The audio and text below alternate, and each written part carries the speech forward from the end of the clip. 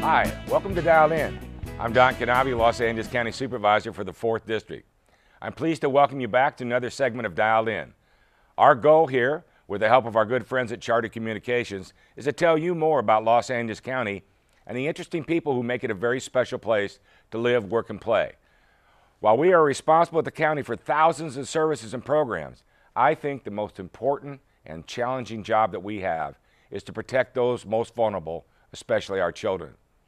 While we want every child to have a safe and happy home, unfortunately, as many of you know, kids in our community face some really difficult circumstances in their homes. Abuse, drug use, neglect are sadly all too common. Our Department of Children and Family Services focuses on helping these children in crisis situations, and they work to either help families get on the right track or ensure that these young people have a very safe place to live. We work closely with the juvenile court system to try to find the best solution for each family and child. There is no tougher job that we face as a county. I'm pleased today that we have representatives from DCFS as well as a juvenile court here to help explain this very complex situation. I hope you will enjoy the show.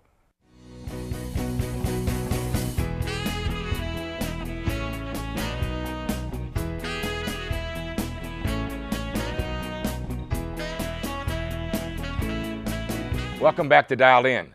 My first guests today play a very critical role in protecting children from abuse and neglect, while also strengthening and supporting their families. Philip Browning is the director of our Department of Children and Family Services, which operates on a $1.8 billion budget and over 7,000 employees. Before coming to DCFS in 2011, Philip served as our first Child Support Services Director beginning in 2001, as well as being the director of the Department of Public Social Services beginning in 2007. Joining him today is one of our Los Angeles County Angels, Tiffany Alexander, an emergency response children's social worker working out of the Long Beach Police Department. Tiffany started her career with DCFS as an intern some 6 years ago. She holds a master's degree in social work and a bachelor's degree in criminal justice from Cal State University, Long Beach. Go Beach. Thank you both for coming here today to share your roles here with us on Dialed In with Don Knabe. Philip, 7,000 folks on your team. We have one of your angels here today in Tiffany, and we're going to hear from her later, but sort of give us an overview as to what that team does. I mean, not all are 7,000 Tiffany's. You have multifaceted kinds of operations. Give us a quick overview of that. Okay, there are about 35,000 children who are in our responsibility today. Many of those are in their own homes or with relatives, and one of our goals is to ensure that we reunify families as much as possible. But in those situations where we can't do that, where someone like Tiffany has decided with a group that the child can't be maintained and safety is our #1 goal, and that child is put into either a foster home or placed with a relative, or in some limited situations placed in a group home. We have about 1,000 children today in LA County who are placed in group homes that are pretty intensive because the behaviors of the child and the a group home being a house in a neighborhood, or a group home being like Optimus Youth Homes? Well, it could be either one. We have group homes as small as 6 in size and others that have a large number of homes. Our primary goal is to place the child in the least restrictive environment. So with their parents if possible, but if not possible, then with a relative. We have about 8,000 children today who are placed with relatives, and that's a very good resource for us. But then if they can't be maintained by the relatives, the next step up is in a foster home, someone like you and I who've been trained, who have agreed to keep a child for a very modest amount of money. And so they keep that child, mentor that child. So you oversee the process, though, of creating that environment. I mean, does your department oversee the foster agencies? We do. We have responsibility for ensuring that the foster homes and the foster agencies do what they're supposed to do. We have a training program for new foster parents that the foster parents have to go through and get certified. Because there are agencies out there independent of the county that also are sort of foster agencies that sort of run families through and train and become eligible for us to use? Right, they do. They can become trained themselves, they can become certified, and we'll place a child with them. And one of the most important things is to ensure that we have the child in a safe environment, but also adoptions is something that we really take pride in. So every year, about 1,500 children are placed with a new family, and the court really has a great process for making that work.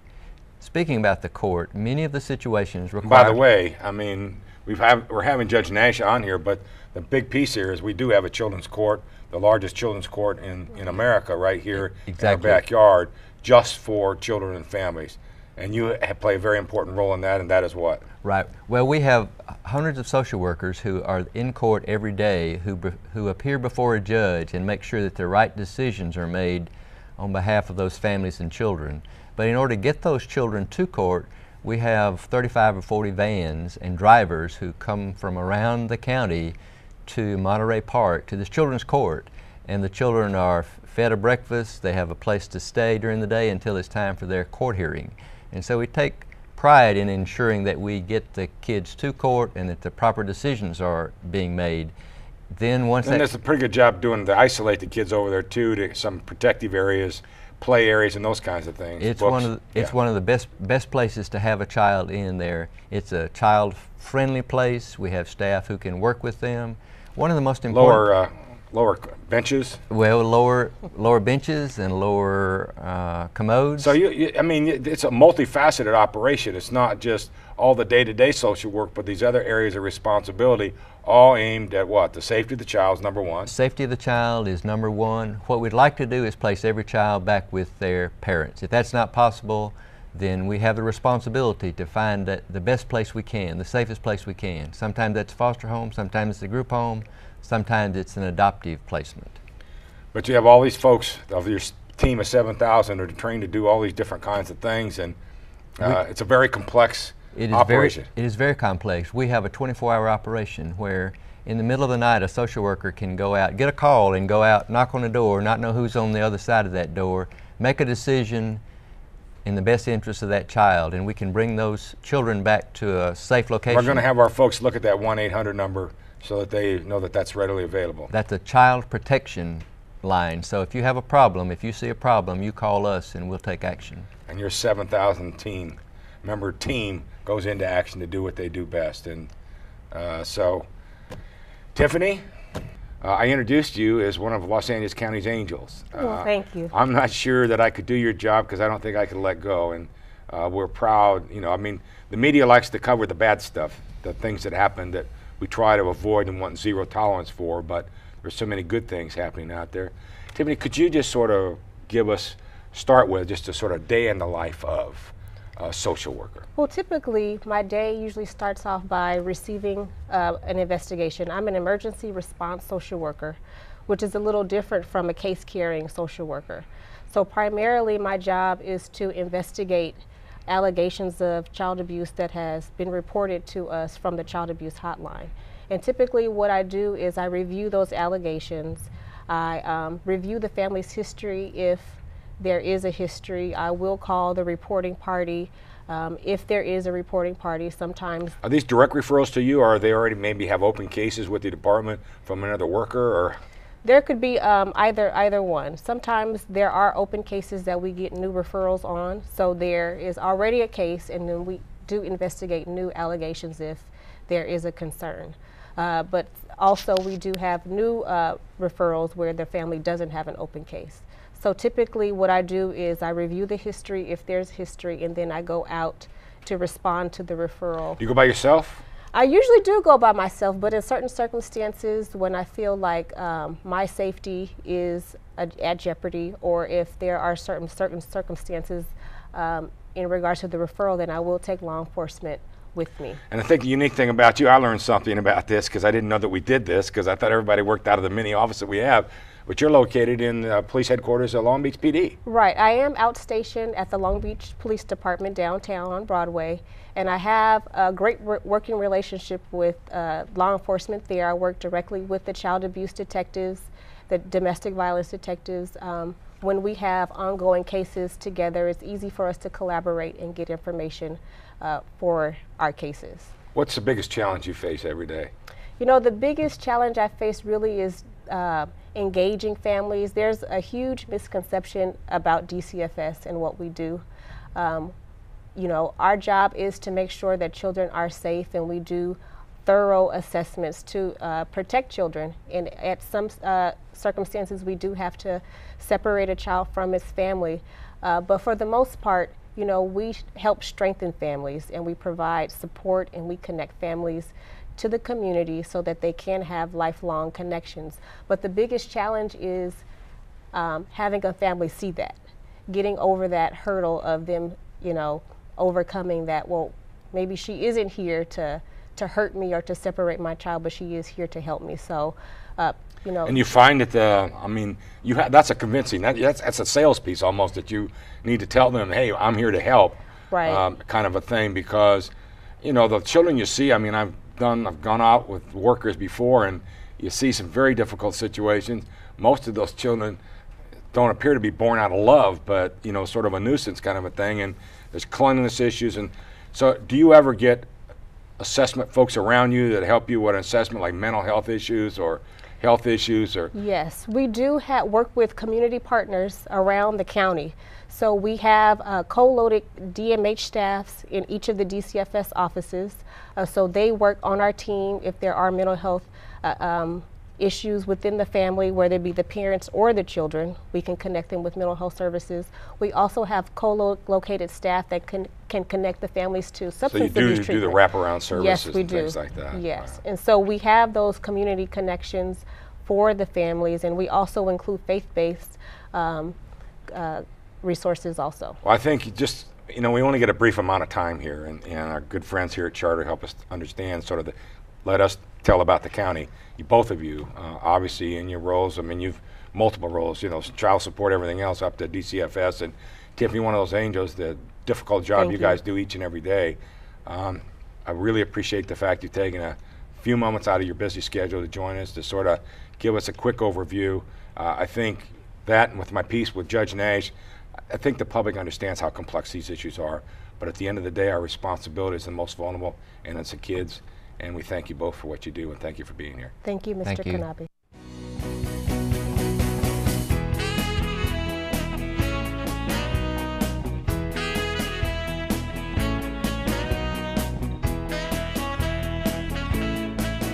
Welcome back to Dialed In. This segment is called In the Sandbox, where we take a look at stories of bipartisanship. I often ask our national leaders to learn from the examples of stories of officials at the local level working together. One of the biggest issues facing our country right now and being debated at the national level is gun control. The horrific events that occurred last year at Sandy Hook forced the gun debate back into the national spotlight. And now there is word from the nation's capital that there is a bipartisan legislation in the works on gun control. Take a look. Congress could soon have its first bipartisan agreement on gun control. Since the Sandy Hook school shootings, the plan does not deal with banning weapons or limiting ammunition. Guns are a very controversial topic up here, as you know, but gun trafficking is one area that everyone seems to agree the law needs to be improved. The Judiciary Committee Chairman, Patrick Leahy, a Democrat, is working with a team of Democrats and Republicans on a bill that would stiffen the penalties for smuggling guns out of the U.S. and for giving false information when purchasing a weapon. It would be the first bipartisan piece of gun legislation in a very long time. Wow! So Congress is coming together across the aisle to draft legislation that stiffen penalties for smuggling firearms out of the country and for giving false information when purchasing a weapon? Come on. It doesn't matter where you fall on gun control. Stiffer penalties for smuggling and stiffer penalties for lying shouldn't be that hard. Americans are asking for serious debate about really tough issues in our country. Gun control, the increasing deficit, Medicare, health care. We need our leaders to make hard decisions to work together to fix our country's problems. Yes, this is a start, and yes, it is finally an example of some bipartisanship at the national level. I know change doesn't happen overnight, but it must happen over time. Our political parties need to come together as one. Our children, our families, our communities depend on it.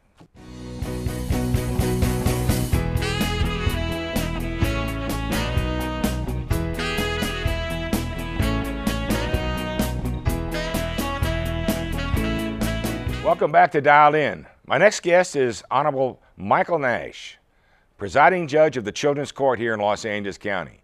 Judge Nash has served on the juvenile court in Los Angeles County since 1990. He was responsible for implementing Adoption Saturdays, which has resulted in more than 9,000 foster children getting adopted. He also oversaw the creation of Los Angeles County's first juvenile mental health court, as well as our first juvenile drug court. Judge Nash, welcome. Thank you for being here. Happy to be here with you. I think, just sort of give us an idea, an overview of the role of Children's Court, where it's come from, where do you think it's going, sort of the day-to-day operation. Well, let's understand what the original premise is. The premise is that every child is entitled to grow up in a safe, healthy, permanent home. And to the extent that there are children in our county who are not in safe homes because of abuse or neglect by people close to them, then as a society we have a moral obligation to do something about it. And what that something is known as the child protection system. So through that system, we have social workers who investigate abuse and neglect, and to the extent that they find situations that clearly require government intervention, then they file cases in the court system. And the court that handles these cases is known as the dependency court.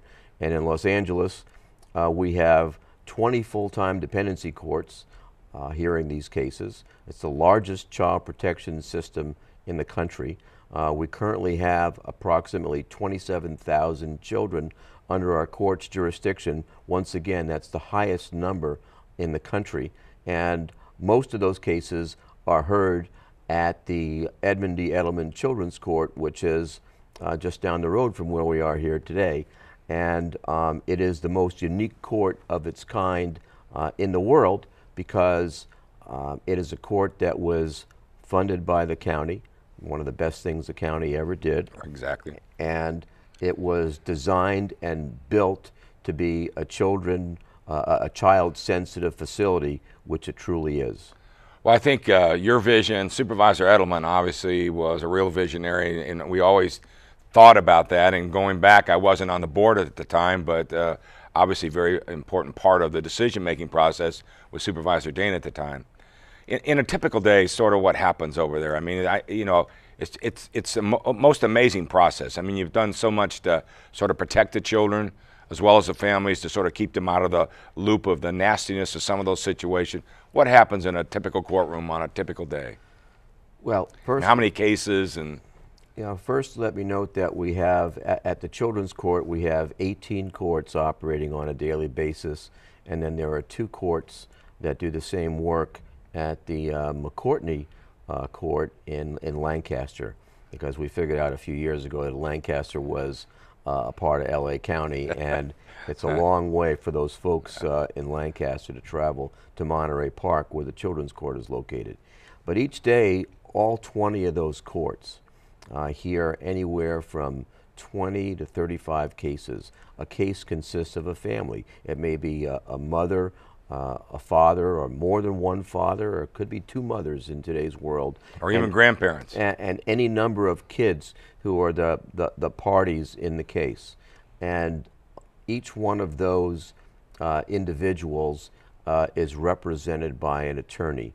The county social workers who file the cases are represented by county council, and then there are organizations, the Children's Law Center, that represent all the children, and Los Angeles Dependency Lawyers Incorporated, which represents the parents in our system. So everybody has representation, so everybody presumably and hopefully has an opportunity to be heard within the framework of those cases. And within those cases, the courts make hundreds of decisions every day, from deciding, number one, was there abuse or neglect?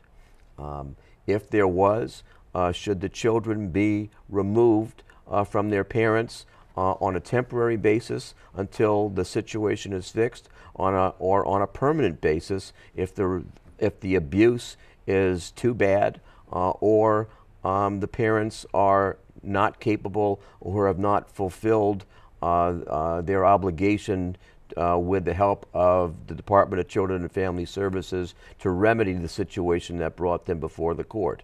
Along the way, the court has to decide where the children are placed. Are they placed with relatives? Are they placed in a foster home? Are they placed in a group home? What is the visitation plan with their parents? Is there a visitation plan with their parents?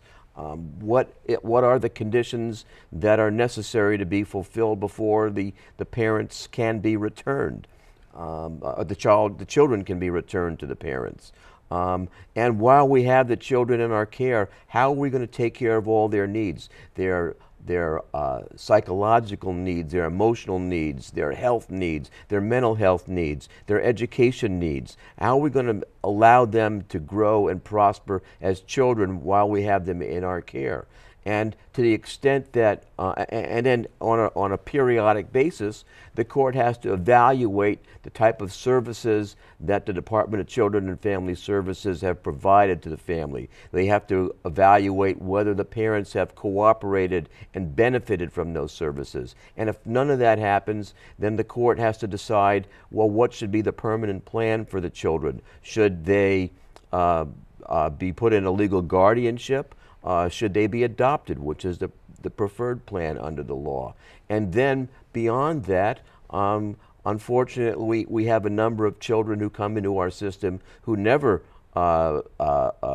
receive a permanent family, and they leave our system because they've reached a certain age, the age of majority, which now can be between ages of 18 and 21. And we have to ensure that there are efforts to provide those youth with services so that somehow they can leave the foster care system and somehow become productive members of our community. Well, it's a difficult decision for them. All of a sudden they're 18 years old. They've been part of a very public system for all that. And all of a sudden they're out there on their own at 18 saying, okay, hands off, you're on your own, you got to do this. I know that I have several apartment buildings and facilities in my district that are operated for independent living kinds of purposes for that transition.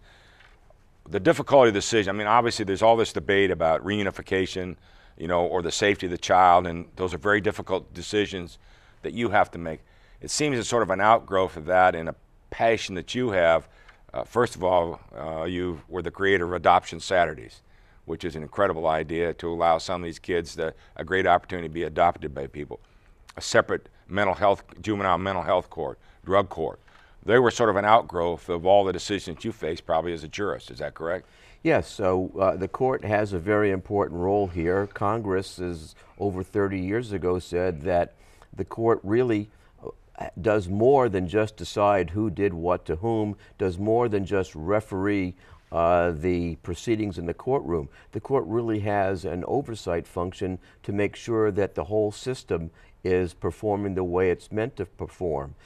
We are expected to hold agencies accountable for what they do or don't do. We're expected to go out in the community and do things like this interview today to educate the community about how the system works, to educate the community about what resources are necessary for families, and to tell the community that they need to provide the appropriate resources so the system can operate the way that it was meant to be.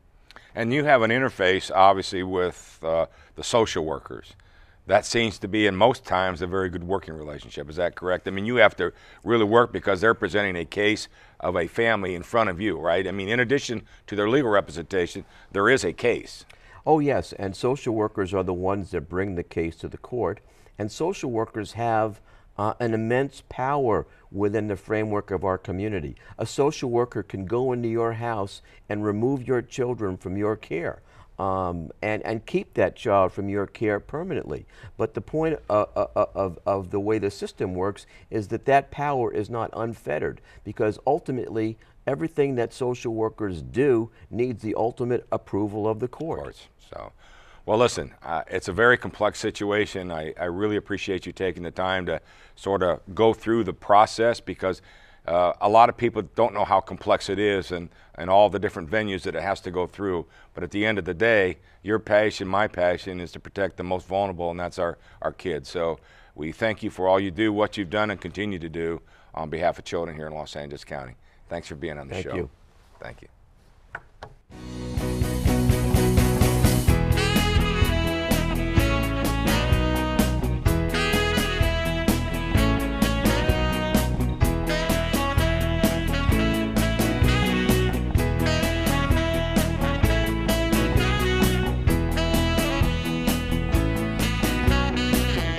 Welcome back. In this segment, I'd like to tell you about the stuff that just drives me nuts.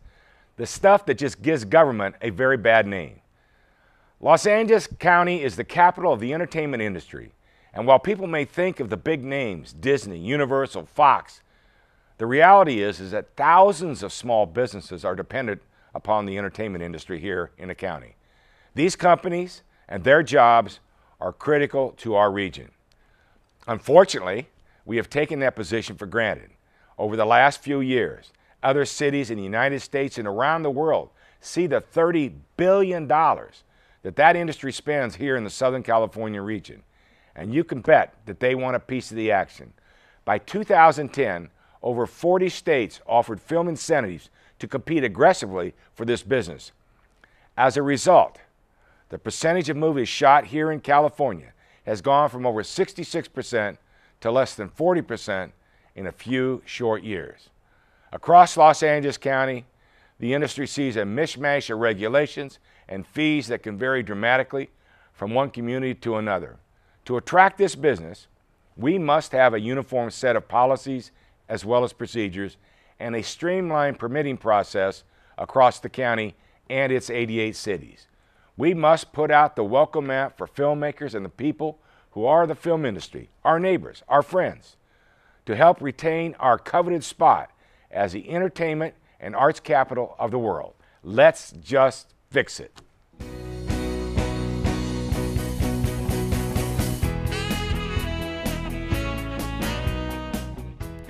Thanks again for tuning in to Dial In with Don Knabe. As always, I appreciate your taking the time to watch, and I hope you've learned a little bit about the Department of Children and Family Services and what Los Angeles County is doing to protect the children as well as strengthen our families. Here is your "they said what" moment, courtesy of our local KTLA weatherman, Henry DiCarlo, who had his own Ron Burgundy moment when he was pranked live on the air while reading the names of his birthday shout-outs. Take a look. Christy and Joe Horton, 9th anniversary, and Hugh Janus, turning 10. We'd mentioned... I'm sorry. What? I'm sorry. It's one of those. It's one of those. I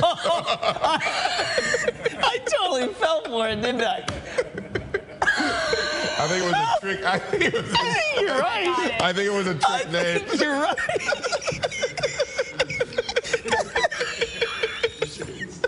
I think you're right.